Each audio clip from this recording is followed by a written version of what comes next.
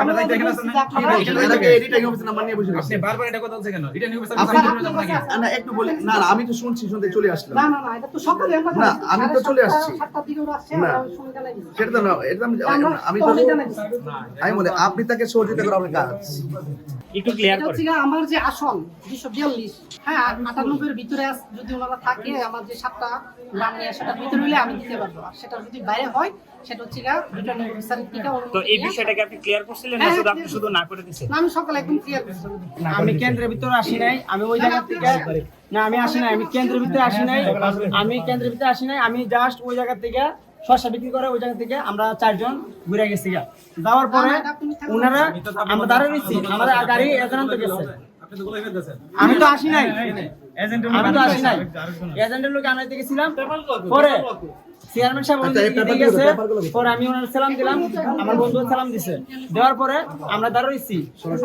ওনারা কয়েকজন গিয়া আমারে দইরা আমারে দেখেন কি করছে মাইরা, আমার বন্ধুরও মারছে, আমার ফুল টুল টাইম না, আমি কিন্তু অসুস্থ রোগী, ব্রেন টিউমারের রোগী, তারা আমাকে এরকম আমার মারছে।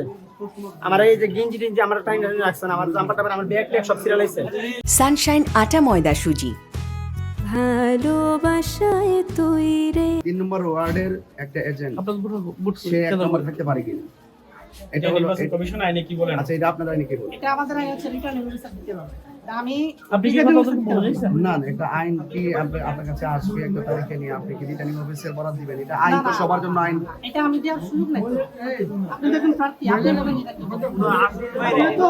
না আমি না, আমি আমার আইনে যা পাইছি হ্যাঁ আমি এটাই বলছি, আইনে এটাই আছে। আপনার আইন কি আলাদা আলাদা করে নিছেন? আমাদের আইন না সবার আইন তো এটাই। আচ্ছা সবার আইন দেখেন, তাহলে নির্বাচন কমিশন দিবেন এটা আলাদা দিবে অন্য কোনো লোক এটা এসে হচ্ছে দিবে? না অন্য এরিয়ার হইলে এটা রিটার্নিং অফিসার দিবে। আমি তো না আমি তো প্রেসিডেন্ট। তাহলে দিবে তো নাকি? হ্যাঁ দেওয়া রিটার্নিং নেই কেন? অফিসার থেকে আপনার নিয়ম আনলে আমরা দিয়ে আমরা দিব। এখান থেকে নেব। এখান এখান থেকে থেকে নেব না আমরা? এখানে তো আর- আমরা কোথা থেকে আসবো?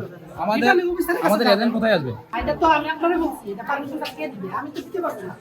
আমি এটা আপনাদের যদি ইললিগ্যাল হইতো ভাই, না না তাহলে স্যার কি স্যার কি একটা নির্বাচন আরেক permission এ পারবো। না একটা কথা, আমার পারমিশন তো পারবো না। এটা আপনি একটা নির্বাচন আমি জাতীয় তো নির্বাচন আপনাদের এজেন্টে বলে দিচ্ছি। এক ওয়ার্ডের লোক যদি আরেক ওয়ার্ডে আমি আপনাদের বলে দিচ্ছি এজেন্ট যে থাকতে পারে? আপনাদের এটা পারমিশন কে দিতে পারবে? আমি পারবো আমার তো সুযোগ নেই। আমার হচ্ছে কি আমি এই যে আমার যে এরিয়া আছে এরিয়ার ভিতরে যারা আছে তাদের টাকা দিতে পারবো। বাবা বলতেছেন সুযোগ না আপনি ব্যবস্থা করে দিবেন না? আমি এখানে ব্যবস্থা সেন্টার করে দায়িত্ব আপনি আছেন তো? দেব, না আপনি আপনার কাছে আমি গেলে ওদের সহযোগিতা করুন। আপনার দায়িত্ব এখানে আছেন না?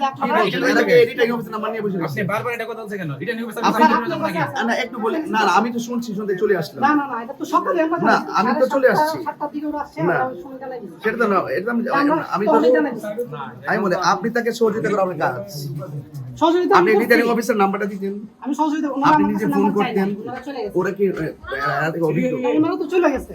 না এই এই যে ব্যাপারে দেওয়ালগুড়ি আসছিল ওরা ছিল ওরা বলছে যে ঠিক আছে আমাদের একজন ফেরত দেন বাকিটা চলে গেছে। ওরা এরকম আচ্ছা এখন এখন 7টা থেকে যায় 11টা মধ্যে বাজালেন এই যে এটা এটা আমার ইয়ে না আমি তো আপনাকে বললাম যে এটা কারেক্ট আপনার দায়িত্ব এখানে আপনি কারেক্ট যা আছে আপনি এটা অফিসের দায়িত্ব পালন করতেছেন না? আমার দায়িত্ব